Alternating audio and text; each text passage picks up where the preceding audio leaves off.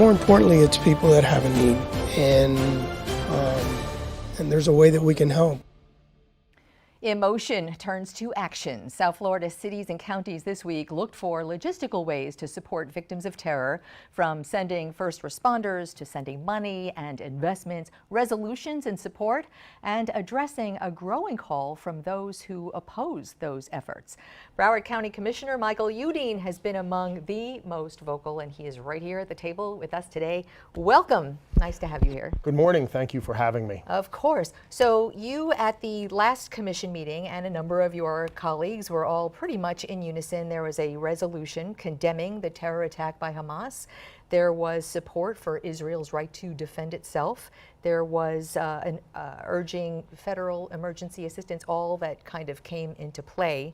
What is your message to not only a very huge Jewish and Israeli community in South Florida, but also a huge, significant Muslim, Islamic, Palestinian population who is watching this unfold with their own sense of grief and terror? Well, no one wants to see babies and innocent people get mutilated and slaughtered. So I think everyone shares that same common belief and understanding and value.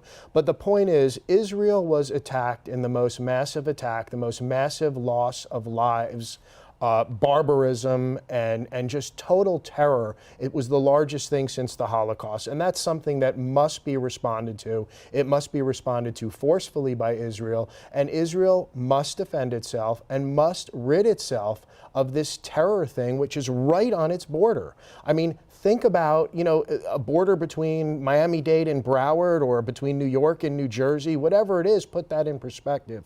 You cannot have terrorists whose lives under a stated goal of wiping you off the map and be able to survive peacefully with that when you're getting attacked on Simchat Torah, on Shabbat, on some of the most holiest days in the Israeli calendar. And it's just not something that normal people can put up with. So at the last commission meeting, there was a vote to increase investments in Israel bonds. Israel bonds is an investment, I think, that South Florida communities, many of them, have invested in already. Tell me about that decision. So we didn't have that vote at the meeting. We had already had that as a policy. So Broward County, in part of their investment portfolio, does have Israeli bonds in their portfolio. Our county administrator, I've spoken with her about that. They're looking to increase that balance as these bonds come due and as there's more opportunity to purchase them, as are many other communities throughout the state. And I spoke with my finance director in Broward County, who told me that the demand is through the roof for these, which is a good thing. So it gives the Israelis some financial stability as they move forward with doing what they have to do. And it is a good investment, you feel, for Broward County? It's a great investment. These bonds have never lost money for the county. They do better than most of the other treasury type investments that we were making. So taxpayers' money is safe there, and it's part of our investment portfolio.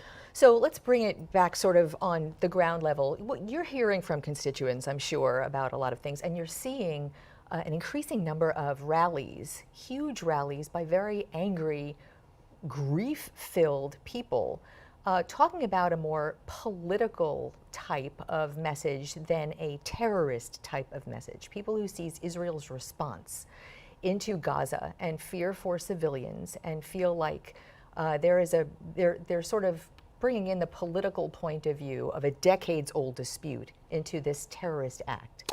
What is your message about that? Well, the first thing is, when I'm seeing these rallies and when people are hearing these rallies, we're not hearing for the call to get hostages released. We're not hearing for the condemnation of what happened on October 7th.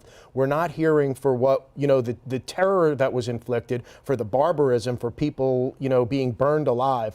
What we're hearing is now all of a sudden we need a ceasefire. How would we have felt after 9/11 if we heard this, if they were marching on the streets in New York calling for the U.S. to do nothing? We still have in Israel and American hostages being held by Hamas. That needs to be dealt with, and dealt with forcefully, in my opinion.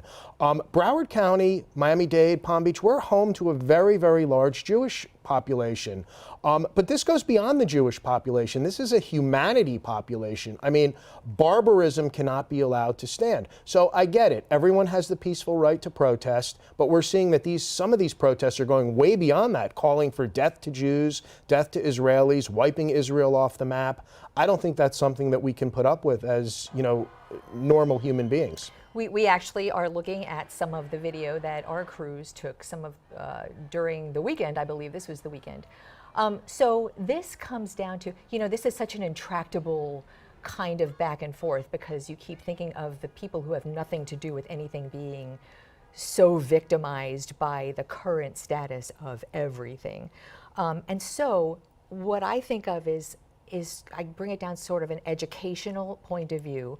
I know that the state attorney was in front of the commission talking about a hate crimes unit. I know now this week there's something on the Broward agenda about allocating money for AJC for anti-Semitism training to spot it, to root it out. And I wonder if you would add like an Islamophobia component to that, because hate is hate, and we are seeing that in our community. Absolutely. There should be, Islamophobia should be condemned the same as any other form of hate. People need to learn to live together, to respect each other's views. The AJC issue that we had on our agenda. American Jewish Committee. American Jewish Committee. Yes, no, I know. We had funded some dollars in the last budget cycle, and this will put that into place so that we can do that. Again, we're the home to a very large Jewish population. El Al, Israel's national carrier, is headquartered for their U.S. in Broward County. So we want to do what we can. We want people to peacefully coexist with each other. But I think, normal people, when they turn their TV on a Saturday or Sunday morning, don't want to see terrorism, and they don't want to see people being butchered alive. You, at the last meeting, there was a report that you walked out during public speaking. I went to look. I didn't see that on the camera.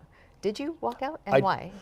I thought that after we did our resolution, I thought that to have somebody come up and not mention what went on 2 days before in Israel, to just immediately go into ceasefire and this was Israel's fault and the Palestinians are the ones that need to be protected, was just not something I was interested in hearing at that time. So I turned my back on it and walked out. Senator Geller did the same thing, and the other people on the dais were equally as disgusted, I believe, by what they were hearing. Again, peaceful protest, fine. Talking about issues, fine. But when you don't condemn, let's make the comment first. Send back all the hostages, release Americans and Israelis that are being held, and then they can have peaceful demonstrations. But what we're seeing going on now on college campuses throughout the nation, what this is something that's just deplorable to so many people on so many levels.